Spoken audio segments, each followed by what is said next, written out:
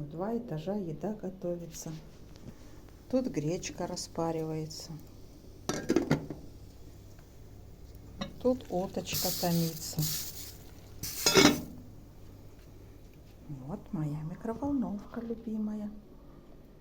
Нисколько не жалею, что потрачено много денег на это удовольствие.